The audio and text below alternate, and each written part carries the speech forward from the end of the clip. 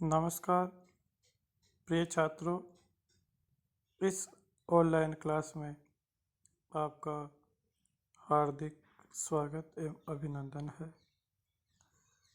आप सभी को स्क्रीन पे रघुवंश महाकाव्य दिखाई दे रहा है और इसके नीचे आप देख रहे होंगे कि प्रथम है सर्ग है, अर्थात रघुवंश महाकाव्यम किताब का प्रथम सर्ग है। तो आपके सिलेबस में ये प्रथम सर्ग चलता है। तो इस सबसे पहले इस कृति के जो लेखक है उनके बारे में एक बार मैं आपको बताना चाहूँगा। आप सब जानते हैं कि रघुवंश महाकाव्यम जो किताब है वो महाकवि कालिदास द्वारा लिखी गई है। आपको ये भी पता है कि कालिदास ने जो शाश्वत सत्य विद्वान जिसको स्वीकार करते हैं वो 7 किताबें इनकी मानी जाती है। उन 7 किताबों में 3 इनके नाटक है, 2 इनके महाकाव्य है और 2 इनके खंड काव्य या गीति काव्य है। तो 2 महाकाव्यों में एक रघुवंश महाकाव्यम है, एक कुमार संभवम है और इसके जो 2 गीति काव्य है उनमें एक ऋतु संहारम है और एक मेघदूतम है। इसके पश्चात जो इसकी 3 जो इनके नाटक है उनमें अभिज्ञान शाकुंतलम है, विक्रमोर्वशीयम है, मालविकाग्निमित्रम है। तो छात्रों,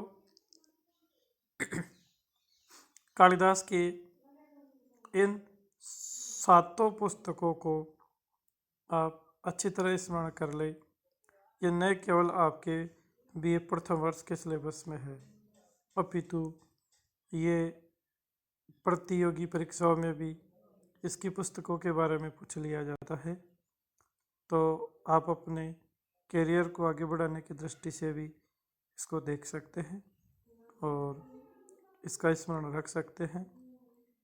तो आपको दिख रहा है कि रघुवंश महाकाव्यम जो कालिदास की कृति है, इस रघुवंश महाकाव्य में जो रघुवंश है, रघु जो राजा है उसके वंश का ही वर्णन है, अर्थात इसमें कुल 31 राजाओं का वर्णन किया गया है और संपूर्ण रघुवंश महाकाव्यम पुस्तक को 9 सर्ग 19 सर्गों में बांटा गया है। जो महाकाव्य होता है उसका विभाजन कवि सर्ग में ही करता है। अतः रघुवंश महाकाव्य में कुल 19 सर्ग है और कुल 31 राजाओं का इसमें वर्णन किया गया है। तो सबसे प्रतापी राजा रघु होने के कारण इस पुस्तक का नाम इन्होंने रघुवंशम रख दिया है। राम है, दशरथ है, ये भी इसी वंश से संबंधित है। तो इसमें वही से अपन स्टार्ट कर रहे हैं। तो सबसे पहले कोई भी कवि हो वो अपनी किताब लिखने से पहले मंगलाचरण करता है और मंगलाचरण जो विद्वान है वो 3 प्रकार का स्वीकार करते हैं। एक तो मंगलाचरण है वस्तु निर्देशात्मक, जिसमें किताब से संबंधित विषय वस्तु का उल्लेख हो जाता है। एक होता है आशीर्वादात्मक, जो आशीर्वाद प्राप्त किया जाता है। एक होता है नमस्कारात्मक, जिसमें किसी अपने इष्ट को नमस्कार किया जाता है।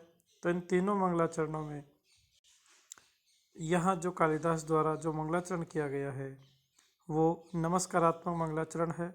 और मंगलाचरण क्यों किया जाता है ये आप पता है, स्क्रीन पे आप देख रहे हो कि किसी भी ग्रंथ की निर्विघ्न समाप्ति के लिए उसमें मंगलाचरण किया जाता है कि कवि जो ग्रंथ लिख रहा है उसमें किसी प्रकार की कोई बाधा ना आए, इसीलिए मंगलाचरण किया जाता है।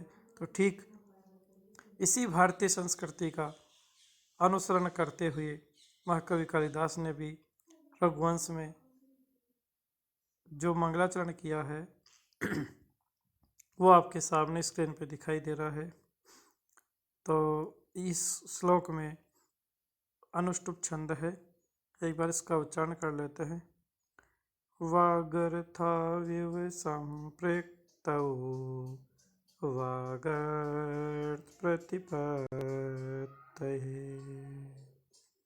जगतः पितरौ वन्दे पार्वती परमेश्वरौ।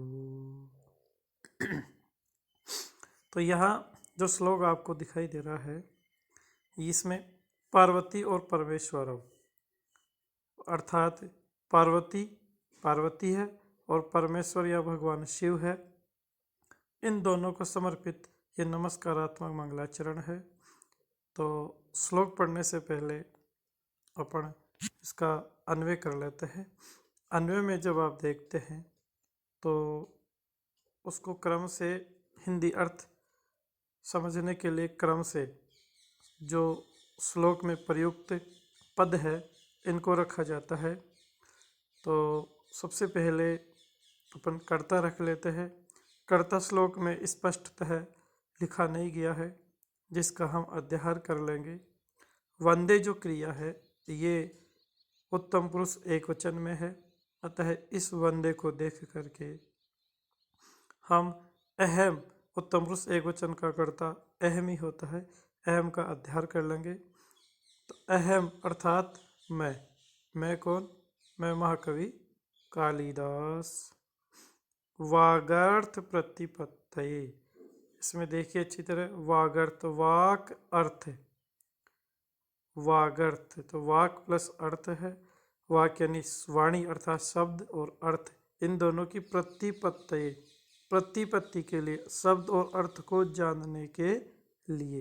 प्रतिपत्ति चतुर्थी के एकवचन में है, तो शब्द और अर्थ को जानने के लिए वागर्थाव्यू वही है, वह शब्द और अर्थ के इवन समान, शब्द और अर्थ के समान, संपृक्तौ मिले हुए, द्वितीय का द्विवचन है। तो फिर से देखिए, अहम अध्याहार वंदे को देख के कर लेंगे। ऊपर की लाइन का अन्वय इस प्रकार हो जाता है कि अहम मैं अर्थात कालिदास, वागर्थ प्रतिपत्तये, वाक्य यानी वाणी या शब्द, अर्थ अर्थात उसका अर्थ, उसकी प्रतिपत्ति उसको समझने के लिए, वाणी और अर्थ को जानने के लिए। वागर्थाव्यू वाणी और अर्थ के समान ही, जिस प्रकार जो शब्द है और उसमें जो अर्थ जुड़ा हुआ होता है, ठीक उसी प्रकार संप्रक्तौ मिले हुए, आपस में जुड़े हुए, आपस में मिले हुए, जगत है जगत के, ये षष्ठी का एक वचन है। पितरौ जगत के पितरौ, यहाँ द्वंद्व समास है, माता च पिता च, माता पितरौ, माता और पिता। तो जब एक शेष द्वंद्व समास किया जाता है तो दो में से एक ही शेष रहता है और वो पुल्लिंग वाला शेष रहता है। अतः यहाँ माता च पिता च, इसका विग्रह होगा माता और पिता, तो शेष रह जाएगा पितरौ। तो जगत के माता पिता पार्वती परमेश्वर, पार्वती और परमेश्वर अर्थात भगवान शिव, इन दोनों को वंदे प्रणाम करता हूँ। इस प्रकार इसका अर्थ एक बार सीधा पढ़ देते हैं कि मैं वाणी और अर्थ को जानने के लिए, वाणी और अर्थ के समान मिले हुए जगत के माता पिता पार्वती और भगवान शिव को प्रणाम करता हूँ। अर्थात कवि यहाँ यह समझाना चाह रहा है कि जिस प्रकार वाणी यानी जो शब्द है, जो अक्षर है, जो शब्द में जो अर्थ मिला हुआ होता है, ठीक उसी प्रकार शब्द के बगैर अर्थ संभव नहीं है, अर्थ के बगैर आपस में जो जुड़े हुए होते हैं, ठीक उसी प्रकार भगवान शिव और पार्वती अलग नहीं रह सकते, ये भी आपस में मिले हुए हैं। तो ऐसे मेरे जो इष्ट भगवान शिव पार्वती, भगवान शिव और जो पार्वती है, इनको मैं प्रणाम करता हूँ, ताकि मेरा जो ग्रंथ है वो निर्विघ्न अर्थात बिना किसी बाधा के समाप्त हो जाए और मैं समस्त रघुवंशी राजाओं का भली भांति वर्णन कर सकूं। तो बच्चों, अब आपके अर्थ समझ में आ गया होगा। मैं आपको धीरे धीरे श्लोक किस प्रकार पढ़ा जाता है ये सिखा रहा हूँ, तो आप इसको अध्ययन करते जाइए और यदि किसी की समस्या आ रही है तो जो समस्या है उसको आप इस वीडियो को देखने के बाद इसी ग्रुप पे अपनी समस्या रख सकते हैं, तो उसका समाधान किया जाएगा। धन्यवाद।